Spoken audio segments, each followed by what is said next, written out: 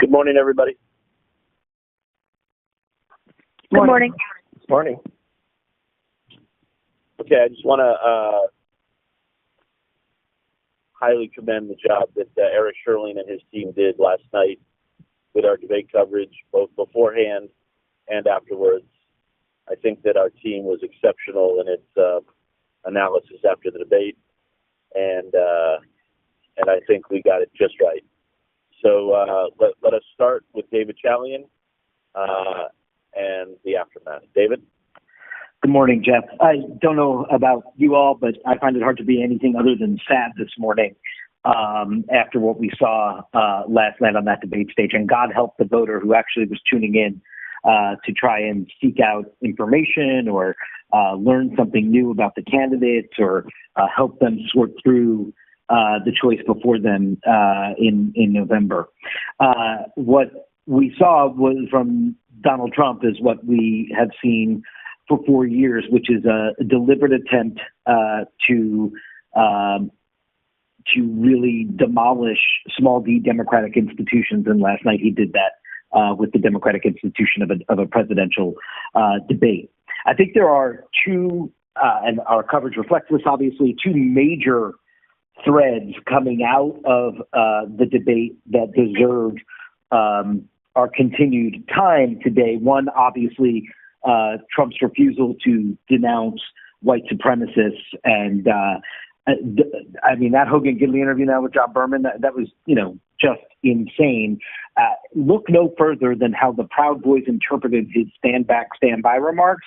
And it's sort of the end of the conversation about just how dangerous and damaging it is that Donald Trump refused to denounce white supremacists when given the opportunity. The other major thread that I think continues to deserve a ton of our time and attention is the President of the United States continuing to question the very legitimacy of the election.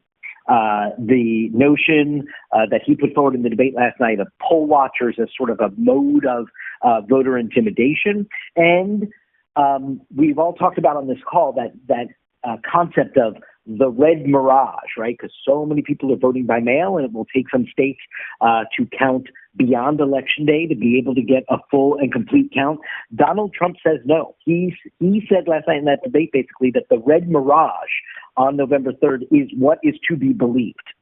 That the mirage is what is fact. I mean, that he is deliberately undermining the very core of American democracy by questioning the vote itself. So I certainly think that continues to deserve to warrant our attention and time today.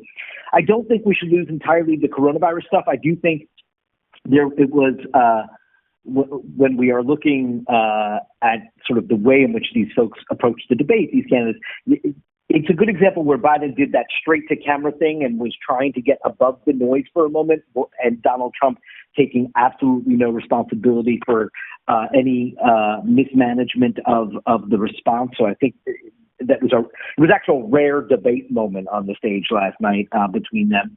And then obviously there, as you know, debates are made up of all of these moments, but I also think we should not let disappear into the ether completely that Beau Biden, Hunter Biden moment when the former vice president is talking about his late son, and Donald Trump turns it into Hunter Biden is cocaine, and then Vice President Biden takes it to the American people about drug addiction. It was just a very, I thought, human and compelling moment, the way that presented itself. So it's probably worth revisiting that at some point today. Politically in this debate, I don't think I have not heard anybody sort of claim that Biden gave some rock star stellar performance, but it obviously was beside the point to what Donald Trump was doing last night. And if the mission for Donald Trump last night was to change the trajectory, to make this a choice, to make it not about just Donald Trump, well, obviously he failed miserably at that goal. And it was potentially his last best opportunity to do that. And yes, there may be more debates. Both the Trump campaign and the Biden campaign commit to participating in future debates. But clearly Donald Trump missed an opportunity to alter the fundamental trajectory of the race. In terms of the aftermath, the Biden campaign reports that it had its single best fundraising hour online from 10 p.m. to 11 p.m. Eastern last night. In that 1 hour, raising $3.8 million, their best of the campaign. And Joe Biden and his wife Jill Biden will head out of Cleveland today on a train trip with their Build Back Better tour through Eastern Ohio and then into Western Pennsylvania today. A couple things to note here.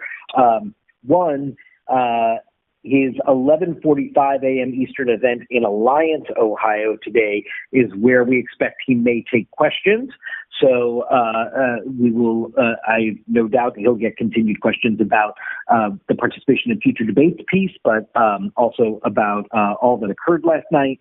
So be on the lookout for that. I would also just note, as we're talking about the Biden train trip today, look at where he's going. And I know we've talked about this on the call, but he's going to Trump country in some of these places in Pennsylvania later today.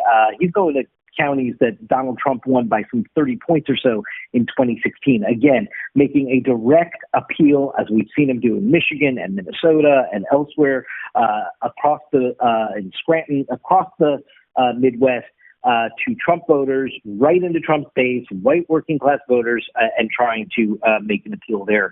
He will continue to do that today. Trump, for his part, will be trying to shore up those voters when he is holding his rally later today in Duluth, Minnesota.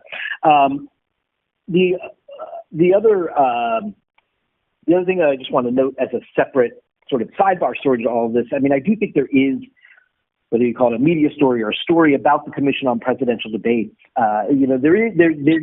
some fallout of this is for an organization that hosts these debates, what are the consequences for breaking the rules? You heard Kate Bedingfield from the Biden campaign suggest that the negotiations for the future debates will be ongoing in light of what occurred last night. So I do think there is a conversation here as well about the commission and the moderator and the way the debate was hosted and conducted in and of itself, and what that means going forward.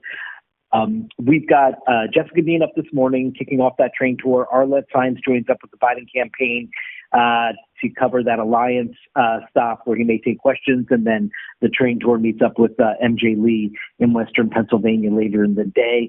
We also have Jeff Zeleny out in Macomb County, Michigan, that critical county in a key battleground state, getting reaction today from voters to what they saw in the debate last night. And so he can be available up around that reporting as well today. And I think that is where I will start, Jeff. Okay, David, thank you very much. I want to just bring in Matthew to bring us up to speed on our reporting from Sarah and Ellie on the white supremacists and Proud Boys, and just let us know what we're doing on that front. And then I'm going to open it up for conversation on the debate aftermath. Matthew? Right. So we've got the Ellie piece sort of inside a Proud Boys gathering and what they are and aren't about, which aired this morning, airing a couple of times through the day. We've got Sarah Seidner filing a step back on Proud Boys for the lead in AC 360. And that's pretty much the plan, both available for discussion. Thank you. And I want to really commend Ellie Reed for pushing us to have her at the Proud Boys rally last week. It looks incredibly prescient. Okay, let's open it up for thoughts on where we go today with our coverage on the aftermath of the debate. Anyone?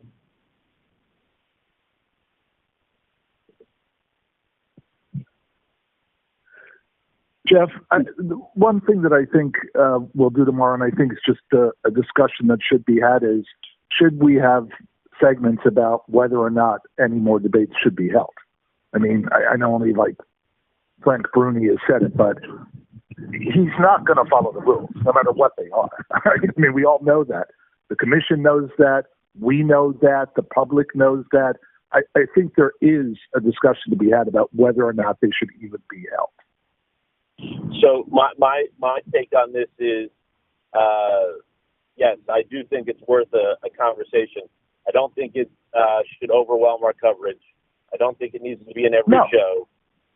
But I do think it's worth asking, just as David raised the role of the commission. Again, I don't think that we should let that overwhelm our coverage. But on the other hand, it is worth asking. And it is worth reminding everybody that obviously the vice presidential debate next week will be very different given the players. The next presidential debate is a town hall, and so by nature it'll be a little different as well. But yes, I agree, Jim. It's worth talking about. I just don't want it to become the focus. Hey, Jeff, Ben here from Spanish. Real quick, in regards to the audience, from listening to, people chattering in social media and discussions in various groups, do we have a number in regards to the viewership? But then did people leave? Because a lot of what I was seeing was people saying, I just can't take this. Oh my God, I'm getting anxiety attacks. This is childish. And they were saying that they were disconnecting. Did we see that in our numbers or in the numbers across the board? Yeah. So we don't have the viewership numbers yet. Brian Stelter and Oliver Darcy will be reporting on that later today when the numbers come in. But that is something to look at. You're right, Ben. Other thoughts? Hey, Jeff, I like those visuals. And I would contrast last night's performance with some of the great moments of other presidential debates, some of the great moments of the past, and kind of put those moments with the crazy Trump moments of last night to say, because my daughters were calling me and saying, what is this? They had really a lot of high expectations to watch. And their show, just family chat last night between the 6 kids, was the sadness of not being able to get an elevated experience from this. And I think that that's a great conversation piece for some point later. Okay, thank you, Cynthia. Other thoughts? Hey, Jeff, I want to jump in with 2 things. Oh, I can wait for whoever that was. Go ahead. Hey, sorry about that, Michael. Yeah, I know we're focused on white supremacy and his comments about that, as we should be, but I also think the discussion around, or quote, discussion around systemic racism is also very important. Biden wasn't as strong as he could have been, but one line that was strong was, law and order. He supports law and order that's administered equitably. And, all of these efforts to conflate protests against racial injustice with violence, even in the way the organizers framed the debate. I think it's really important to continue to discuss, Trump's attitude and refusal to acknowledge that there is systemic racism. And he was totally nonsensical when he was answering the question about diversity education to raise awareness about systemic racism. He said there's bad stuff in there, but without, any sensible explanation for his position. Okay, thank you, Janita. Michael? Just a couple things. On what Jim said, I do think you can have a little bit of a conversation about that, but I just want to urge that just like we're encouraging people to vote, whoever you're voting for, participate, get out and vote. I don't think we should in any way discourage there from being more debates. We should encourage, even if it's a shit show, as Dana said, we should be encouraging that there to be debates, that this is the part of the process, that it's important for people to see this, even if it's a nightmare and to some people. And we just have to be very careful, because the fact is that when people don't debate and when there's no conversation, that hurts everybody. And we don't want that to become something where debates are canceled just because of the behavior of one or both candidates. So I just think we just need to be careful about that and make sure that we're not advocating in any way for there not being any more debates because it wasn't good or it was disruptive and uninformative. I just think that's really important. On the race thing, I do think, watching Hogan Gidley today says the president has so many times condemned white supremacists. I do think a piece putting together all the times the president's been asked about this, you go back to when Jake asked him about David Duke, and he wouldn't condemn David Duke, pretended he couldn't hear him, he didn't understand, all that stuff. That was right before the Alabama primary, if we remember, and he didn't want to condemn a white supremacist right before the Alabama primary. But there's a whole history of times when he had opportunities to condemn, not just Charlottesville. I know we use that all the time, and we should. And then what are the times? So where are these sound bites where he is condemning white supremacists, and how many times has it happened? So I do think that it's worth just looking at that record. And in the same way, one of the things that hasn't gotten quite as much attention, I don't think, in terms of TV time anyway, is when Trump said there's been no negative effects from his rallies. And this caught my attention because of a tweet that said, that noted that and said Herman Cain couldn't be reached for comment, which obviously is very snarky and not a place that we would reference. But the fact is that Herman Cain went to the Tulsa rally and a few days later was positive with corona and died a few days after that. And we have seen there was a surge in Tulsa after that rally, not just Herman Cain dying, but a surge there. There have been some upticks in other places, I believe, where there have been rallies, but we should have the facts on that, and we should actually go through and take a look at what's happened in the wake of these rallies. Have there been more cases beyond just Tulsa? And what happened with the people that were inside in Nevada, for example, or inside in that the Latin conference that he did, which was also inside? I think those were the two events in the last couple of weeks that were inside as opposed to outside. And then finally on that, I know he said we've had 35 or 40,000 people at these rallies, not to just get into the president's crowd size thing again, but is that actually correct? I mean, I mean, 40,000 people at these rallies in the last couple of weeks. And if that's the case, I'm sure there are cases of coronavirus, and we should be tracking those and see what the facts are. If I could just add on to what Michael said and his comments at the beginning, I could not agree more. I think last night's debate served a really important civic purpose for America to see who the president is. Most people do not watch his press conferences or whatever you want to call them. They don't see his rallies. And last night, and at the convention, he was restrained and on a teleprompter. Last night was probably the first time in 4 years that many people sat through what Donald Trump truly is. And that is an important purpose that the debate serves and that future debates can serve. And I think that's part of this process, and we shouldn't crap on it. We should let people see it and encourage them to see it. I completely disagree. It's part of what he does on purpose to encourage his people to remain strong, to threaten violence, and to try to get everybody else depressed and to stay home. That's what all of his propaganda about voting and mail-in ballots is about. And he is just constantly hammering those messages and follows no rules, and it's not good for anybody. I hear what you're saying, and I think that is his strategy. I totally agree with you, but I think sunlight is the best disinfectant, and people, a mass of the country being able to see that and expose it was obviously the Biden campaign found last night pretty valuable to them, and it's for a reason, because he was exposed. I hope Rebecca, right. Rebecca, are you available at 7:35 tomorrow morning against Jim? I look forward to it. Okay, great. Other thoughts? Jeff, last night was an embarrassing performance by the president. It certainly is going to hurt him in some ways with some in the electorate, but I just think we have to be careful about saying or having people on our air say game, set, match. It reminds me of the Access Hollywood day when so many people said, well, this election is over. 34 days is such a long way to go. It's not even October yet. And I just think we have to be incredibly careful about prognosticating or not, and not confronting other people who come on our air and say, well, it's over. Sam, I think that's a really good note, and I really appreciate you bringing that up. Well, and just to that point, on Fox News, I'm sure you probably have read, I think it was Oliver's piece on Sean Hannity after the debate. But on Fox News, Trump was strong and made his points and overran a weak and senile Joe Biden. So, a whole section of the country received a message afterward that the president was great and dominating and Biden was weak and senile. And so, again, even though everybody has a certain take on what happened last night, most people's positions probably haven't changed much based on last night. People are pretty entrenched, as we've discussed.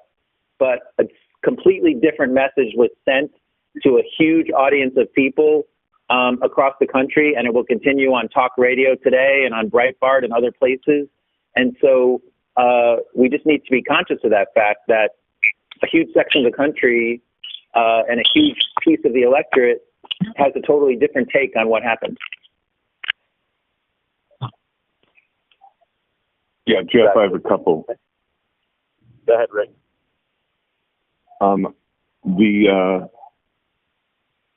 One of the things the president did was, and I think we can do it as an overview look as you encourage us to. He said he disagreed basically with the CDC, the Warp Speed director, and Homeland Security, all in the same debate. The Homeland Security part, of course, is about white supremacists will remain the most persistent and lethal threat in the United States through 2001, according to Homeland Security. And we heard the FBI director say much of the same thing. We heard him say he disagreed with the CDC. We heard him last night in the debate say he disagreed with the predictions by the doctor overseeing the Warp Speed. It's remarkable that these people are the experts in this area, and he is out there saying something different. So that's content from the debate, not about the screaming and the interrupting. Another point that I think should be made is we started this year with an impeachment. The impeachment was made because the President of the United States made a perfect call, so to speak, trying to avoid facing Joe Biden in this debate. And the subject wasn't brought up at all, which was just kind of remarkable. I don't know if anybody wants to make that case, but it just seems odd that Joe Biden doesn't want to do that, maybe because it involves Hunter. But it is a remarkable moment that the third president ever to be impeached doesn't become the subject of a 90-minute debate where people are yelling at each other.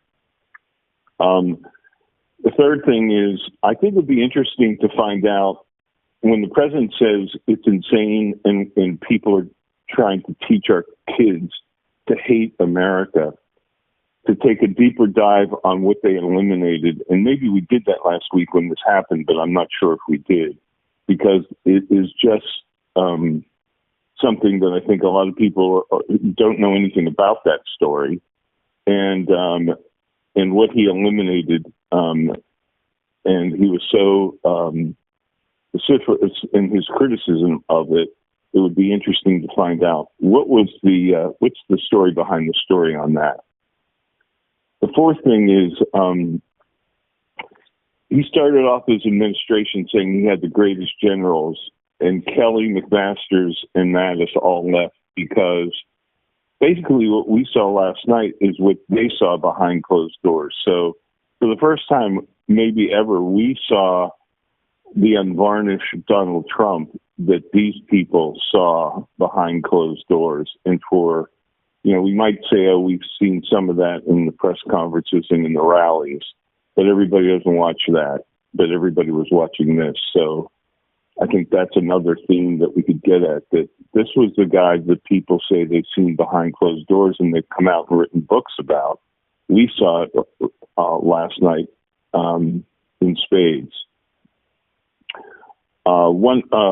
The thing about mail-in ballots, I do think that it would be important to put up on a full screen every time we talk about this, regarding his point about people requesting ballots versus those who are just mailed out, and list the states. Daniel does a great job of it, but I think we need to either have a map or show which states he's complaining about. And frankly, only one of those states is even in play, which is Nevada. California and New Jersey and Vermont have been added to, and D.C. have been added to the states that where the voters have all the votes, their ballots sent to them, in addition to the 5 states that have been doing that for years. So what he's even complaining about is not even a material factor in terms of the Electoral College. And I think He's just trying to make everybody think that the election's not going to be credible. So I think there's a better way to get at that, maybe with a graphic or a listing of what states he's actually talking about. And then one last thing, Michael's right about Sean Hannity, but I was listening to Fox immediately after the debate ended.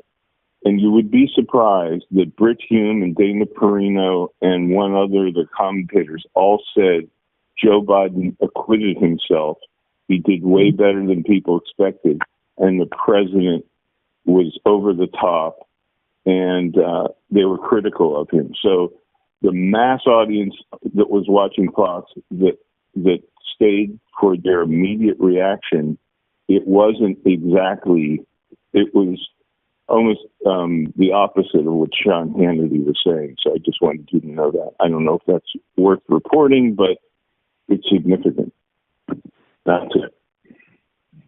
Okay, Rick, thanks for all those notes. I don't think we should ever give Britt Hume any credit because he's not credible. But thank you for all those notes. Those are all really helpful. Any other thoughts? Hey, Jeff, just one more thing. Following on Ellie's great reporting and Sarah Seidner's reporting about Trump and these extremist groups that he doesn't condemn, they take as permission. Last night, he drew a very clear connection between that and the voter intimidation, in effect, he is encouraging among his supporters. And obviously, there is a long history of the intersection of race and voter intimidation and voter suppression. And I don't know how these things, if at all, are going to be communicated directly or indirectly, but I think in terms of skating where the puck's going, it could be a very rich vein to mine. Yeah. So let me try to wrap this up just so we can get to the rest of the day. I think that's an important note. I do want to circle back to actually where David Chalian began, which is that I do think we need to move forward in terms of what's the reaction inside the campaigns today, inside both of them, how they see it, where we stand, where we go from here. Move forward inside the campaign. Obviously, as David pointed out, I do think that the failure to call out the white supremacy and the casting doubt on election integrity, as John Avlon just tied together, I do think are the two really important subsets. There are all of these other points that are really important to continue to bring up. What Donald Trump did last night, for anybody who watches Fox News, he was just airing all of the grievances he hears on Fox News every night, and that's all he did. By the way, the one other thing that, since we should point this out is Joe Biden and Kamala Harris in her interview with Jake Tapper afterwards, neither was willing to say what they would do in terms of packing the Supreme Court, or they wouldn't say that they wouldn't do that. And I do think that is worth pointing out. Okay, let's move to the rest of Washington now, please. Washington? So, I don't have too much to add. Just on the voting thing, we obviously learned last night that more than 1.2 million people had voted in 20 states already. This on top of a bunch of court things that happened in the last 24 hours. So Pam will have all of that.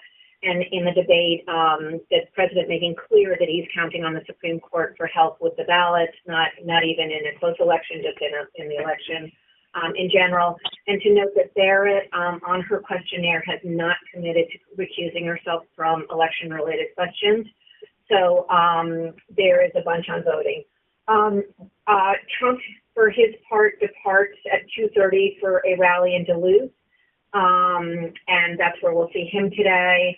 And on stimulus, we expect that we're going to get some indication today. They're going to take one more run at this to see whether or not it will, whether they can get anything done. So we'll have a pretty good indication today whether that's going to work. I just also want to note this orchestrated push by Republicans on the Hill that we saw started yesterday. Well, started with the Senate report on Hunter, followed up yesterday right before the debate with these Radcliffe comments about Hillary Clinton and Putin, and then today's event on that will be Comey Up on the Hill, all orchestrated to try to push the narrative of the Trump campaign. And I think that is everything I have. Okay. We obviously should keep an eye on the Comey hearing, but I agree that this is all part of an orchestrated Trump White House Fox News campaign, and we should be very dubious of that. But Comey is up on the Hill, and we should keep an eye on that.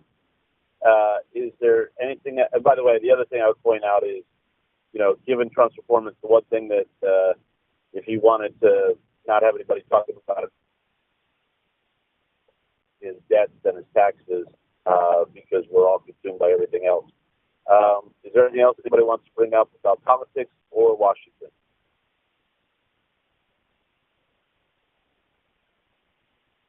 On a normal day, what Radcliffe did is beyond belief, and I guess we don't have time for it. But to take unverified information and put it out there like that is something. It's outrageous, and for a director of national intelligence to be doing this and playing the political game is beyond the pale. But at this point, that's not surprising, and I'm not sure we should even give that any oxygen, given there's so much else going on. Let's move to domestic, and Matthew, please. Okay, so sort of the dose of COVID reality after all the COVID back and forth on stage last night. That reality is wider and wider warnings of surges in more and more places yet again. Fauci last night saying we've got to now double down without shutting down. The U.S. stands at 206,000 deaths and 7.2 million cases. A big number yesterday alone.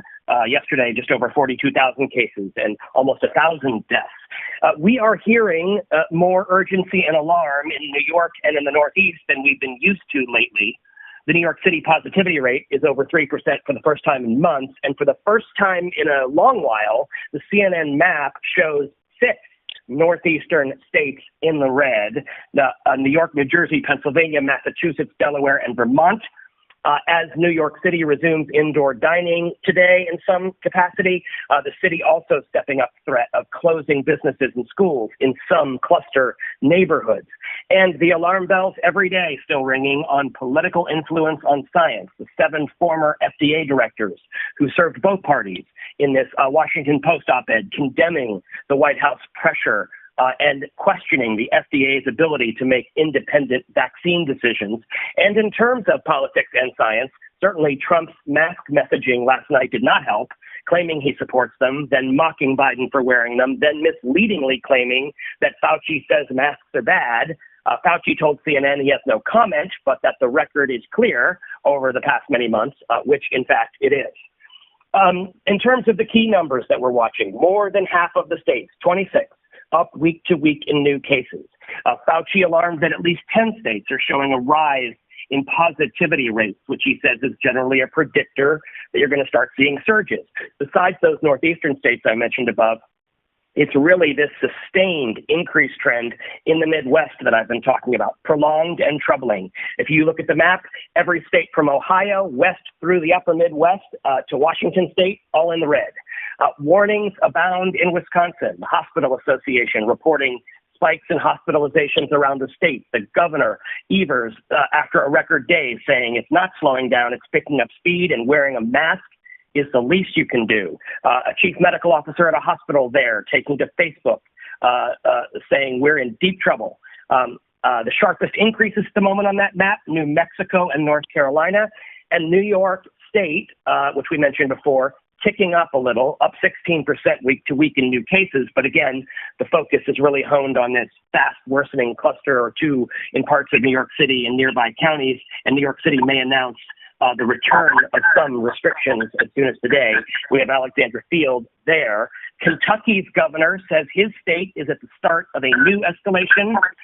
So again, the wider story is wider warnings around America now. We've also got Ryan Young available in Atlanta on the various trends. On schools, New York City says despite all this we've been talking about, it is still on track to open middle and high schools in person tomorrow. And on the college front, 2 new studies, one from the CDC, one from UNC, showing COVID cases surged among 18 to 22-year-olds in August and early September as campuses reopened. And while most young adults do not suffer severe effects, we have this story of the Appalachian State University student who died a few weeks after suffering complications. We've got Bianna and Evan on the education lines, a couple of key health notes, couple of encouraging pieces of news on vaccines and treatments. Regeneron's corporate announcement that the data from 3 phases of its antibody treatment trial shows that it seems to work, seems to be safe. They're talking to regulators about moving forward. This is, of course, just a press release at this point, so we'll look for the data. But the New England Journal publishing data on Moderna's early vaccine trials showing that it worked well in older populations and is safe. We've got Jacqueline Howard available through the day.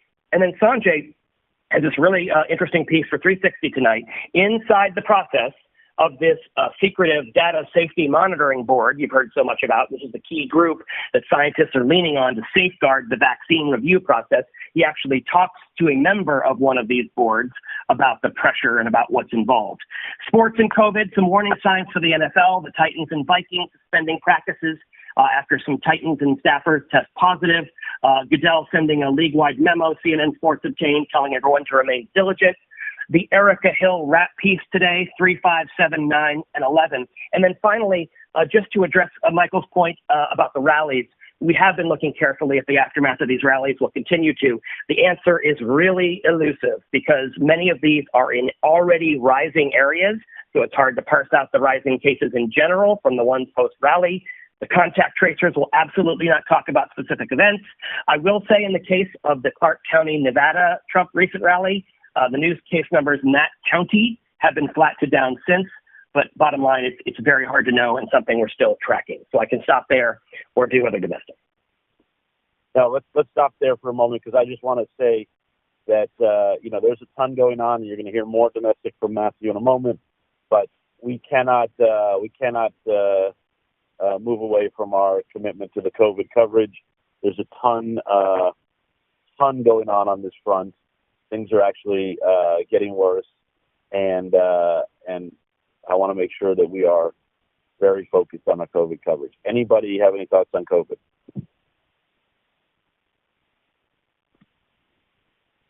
Matthew, why don't you hit the rest of domestic, please? Okay, an important day in the aftermath of the Breonna Taylor case. This is the day the embattled attorney general must turn over that grand jury audio to a judge. The big question is, when will the public have a chance to hear it? We're still trying to get some precise answers. The deadline to turn it over to the court is noon today. The court has avoided answering exactly what happens after that and how it gets out. We will have a listening team ready. This could, of course, be many, many hours of audio, but I think the first thing we'll be listening for is how did Daniel Cameron frame the situation to the grand jury at the top. After all the criticism that Cameron misrepresented the grand jury's work and kind of steered them in a direction, Cameron told our affiliate WDRB last night that really the grand jury is an independent body and could have made any assessment it wanted to. That, of course, is not typically how it tends to go in a grand jury, according to our legal experts. And, of course, the AG also had said the night before that wanton endangerment was the only charge offered up to the grand jury.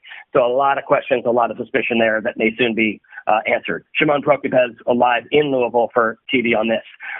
We will learn something more about the ambush shootings of those 2 LA County deputies at 1 o'clock Eastern with a news conference from the LA County Sheriff. It's described as updated information regarding the circumstances, so we're working to find out if that means they perhaps found the suspected shooter. The sheriff once again emphasizing that remarkably and thankfully they're both lived and they're recovering from their injuries. Stephanie Elam covers this one.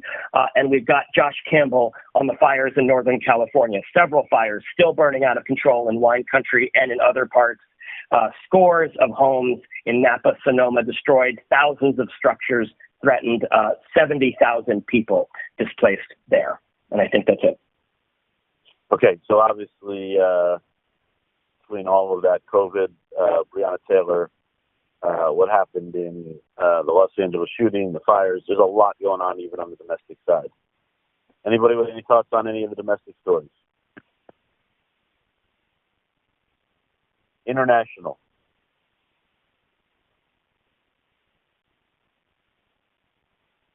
International.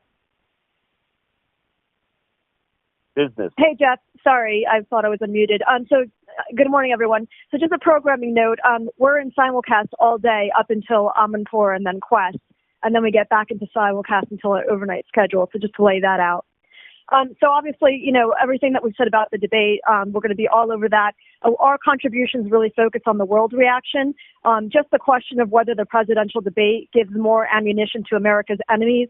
Does it feed into that narrative that U.S.-style democracy creates division and instability? So Nick Robertson has that analysis. China also condemned what they called getting dragged into this debate, and a state-run publication noted U.S. leaders didn't do a good job of showing Americans how to engage in a debate. So David Culver has that. The Kremlin won't comment on the debate specifically. They said they didn't want to interfere in our politics, but did say it depicted the new culture in America. So Matthew Chance has those angles. And then just lastly, a German official stated this morning, somebody who's close to Merkel, that it's troubling the U.S. is in a state where those vying for the most powerful office didn't discuss problems in a factual way, even though voters and international partners have questions. So Fred Flake can be on that. That's really our main contribution today. I will just note some Euro COVID whips for any shows interested. The UK continuing to seeing record rises in cases as pressure builds on Boris. So Scott McLean can offer that. Paris nearing the level of maximum alert. Melissa Bell is across those lines. And then Merkel warning of a drastic winter surge in Germany. Plykin can also offer that. So that's where we start. Thank you, Penny. Business.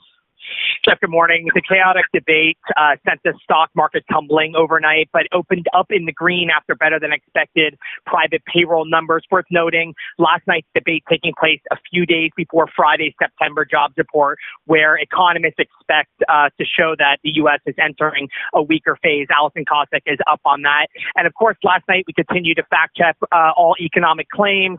Trump continued to tout the stock market as a measure of the economy. There was debate over whether it was V or K-shaped. Christine Romans up this morning on Biden calling Trump a jobs loser and the incorrect claims that he created 700,000 manufacturing jobs in Ohio and Michigan. She is up on that. And of course, you mentioned the orchestrated White House Fox News campaign. Oliver Darcy out with great analysis on Fox airing pro-Trump propaganda following the debate. And of course, as mentioned, Stelter will be up midday to join John King when those debate ratings release. And of course, as mentioned, the deadlock on the Hill continuing to hold out. Pelosi hoping that there's going to be an 11th hour agreement with the Republicans. Betsy Klein reporting moments ago on CNBC Mnuchin saying that he was hopeful that they're going to be able to give it one more try, but also said he doesn't expect a standalone relief package for airlines. And of course, today is the deadline for airline workers awaiting that 11th hour rescue package.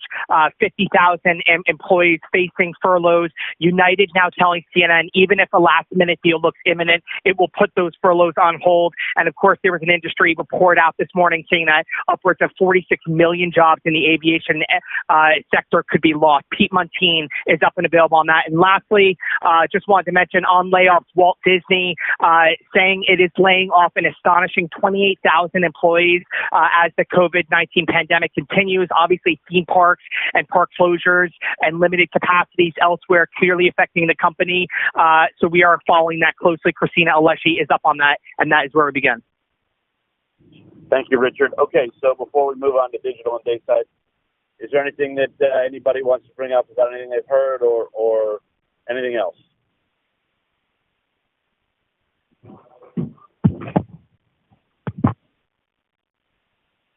Hey, Jeff, it's David. Go ahead, David. Go ahead. I saw some reports that the Proud Boys are already selling merchandise with the standby slogan on it. We should probably track that down.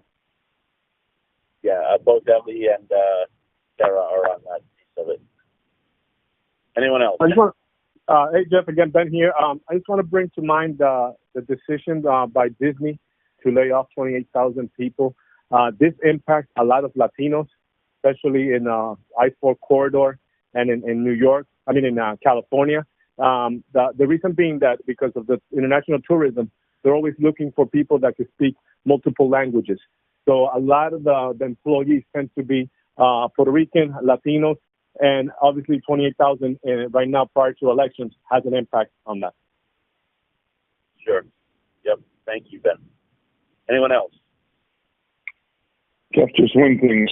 The Yale survey that was done by the CEOs that had two-thirds of them giving the President of the United States an F or a D on coronavirus and three-quarters of them saying they were going to vote for Joe Biden is an eye-opening survey. And I don't know if we have gone deeper to find out who was in that survey and whether it was kind of the titans of Wall Street, but it would really be something that I think viewers would find surprising, and it may have been, pushed to the wayside by everything that's happened in the last 48 hours, and it might be something either today or tomorrow we might want to take a look at. Hey, Rick, Matt Egan did a fantastic write on that yesterday. Yeah, I just don't know if it was on TV and might suggest for some of the shows to take a look at that. Any other thoughts? Digital. Hey, good morning. 36 million uniques yesterday. The DLE with all the moments, the live fact checking was nearly 3 million of that in our resounding number one. It peaked at 260,000 concurrents. Remember, things over 10,000 are considered good. So it was getting even more traffic than the homepage for most of the debate. The live stream numbers were our biggest for any debate in our history. Dana and Jake's vivid descriptions and Van's powerful comments on Trump refusing to condemn white supremacists are the top videos this morning and getting shared and discussed and ricocheting off platform as well. 5 out of 5 this morning are debate in our top 5. The 6 takeaways is number 1 with 20,000 concurrents. Right behind it is the commentary and contributor roundup. It has nearly 20 mini op-eds. That also has about 20,000 concurrents. The full video of the debate is also doing really well. Hits and misses from Saliza and Collinson's analysis focusing on chaos underscoring the stakes of the election. We have strong international analysis, too. NPW writes that the debate cast America as the victim and not a global leader. And over in Hong Kong, James Griffith writes that the winners of the debate are China and other opponents of democracy. In business, Trump finally faces reality. His job record stinks. This is from Christine Roman. And as some of you have mentioned, Stelter and Darcy are excellent on Wallace, reminding everyone right after the debate last night that Wallace said pre-debate that if he does a good job, people will say that was a great debate. Who was the moderator? And of course, all of our fact checks at CNN.com/factsfirst. There's also an 18-minute video that combines all of Daniel's fact checking. That's doing well this morning. We've got a speaking time chart, the debate and photos, all kinds of video wraps. So just lots of great debate stuff, and audiences are still here for it this morning.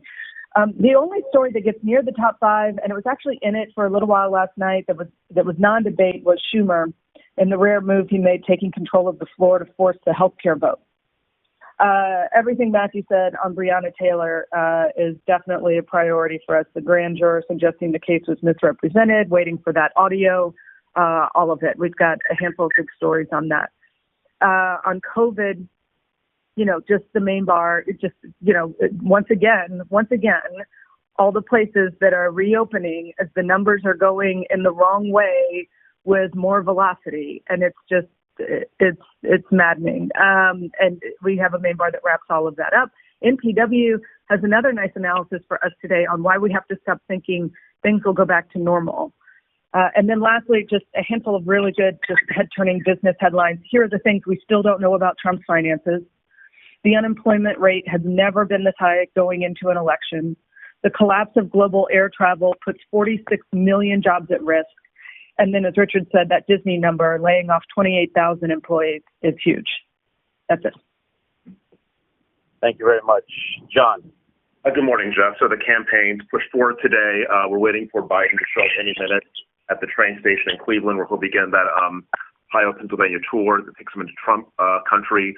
Jessica Dean is there. We'll catch up with Arlette Signs later on that tour. We'll see him during the 11 a.m., 2 p.m., and 3 p.m. hours. And then we have Caitlin Collins this afternoon from the White House, where Trump does leave mid-afternoon to head out for the Minnesota rally. We're going to land on and build out all the big moments from last night's debate. Ellie Reed's piece on Proud Boys, that's going to run during Brianna. Sarah Seidner on the Proud Boys reaction in different shows. Some bookings around that. Mark Moriel, head of the National Urban League, head of the ADL, Jonathan Greenblatt, is joining us this afternoon. And we also have the head of the Color of Change organization. That dovetails into the election integrity conversation, Trump questioning the legitimacy of the upcoming election.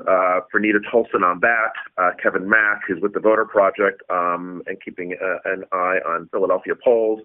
And then we have the Pennsylvania Lieutenant Governor on that angle, all the coronavirus discussion, Sanjay Gupta today, the vaccine timeline, mocking masks, undercutting his own medical advisors.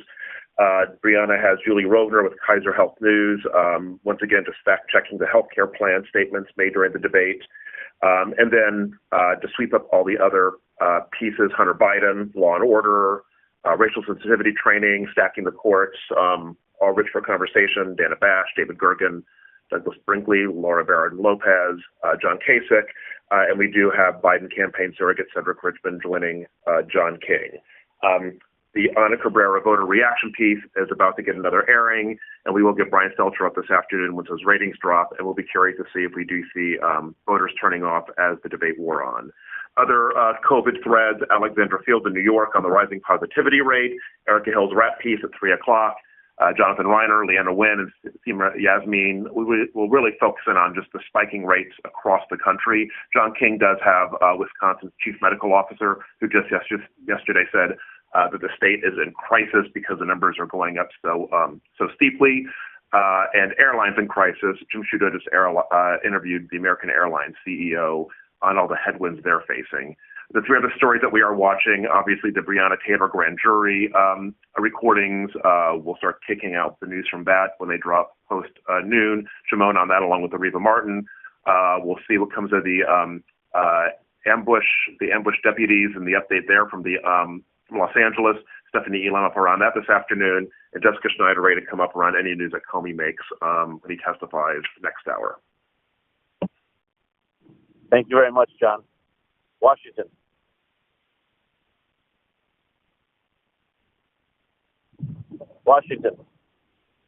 Sit room's here. I can go. I don't know where that is. Sorry, I'm here. I had a muting issue. Sorry. At 4 o'clock, we got Caitlin at the White House. Tim Murtaugh from the Trump campaign will join Jake as well. Ellie Reeves' spot will get another airing on the lead, and we're talking to Elizabeth Newman, the former DHS official who quit, accusing Trump of pouring fuel on the fire of domestic extremism. We're hoping we can figure out scheduling with her. Arlette on Biden and his train tour the day after. Pam Brown has our voting wrap today. We'll play off the ballot stuff from last night, voter intimidation, and more. Sanjay and coronavirus, breaking down all the day's developments and the spiking rates. Julia Chatterley on Disney, airlines, and more. And Shimon watching what happens in Kentucky with the Breonna Taylor grand jury. And for Sit Room, we'll be obviously looking ahead to what's next on the heels from last night's debate. We'll see what Trump says at 2:30. He's starting to tweet now. And we'll watch Biden on his train tour later today. We'll obviously be following on the main top lines from last night, the refusal to call out white supremacy, the questioning the legitimacy of the election, and all the other top lines we've discussed. We have Bob Woodward back today to get into all of that, as well as our political reporters. We'll continue to stay across all of the top lines on coronavirus, the numbers continuing to trend in the wrong direction, the growing number of states in red, and these spikes in hospitalizations. We'll have the Erica Hill rap piece on all of that. We'll have Pam Brown's war on voting rap piece. We'll be watching for the Breonna Taylor decision, and we will keep an eye on Chris Wray on the Hill. Okay, thank you very much, Emily. Does anybody have any final thoughts they want to bring up?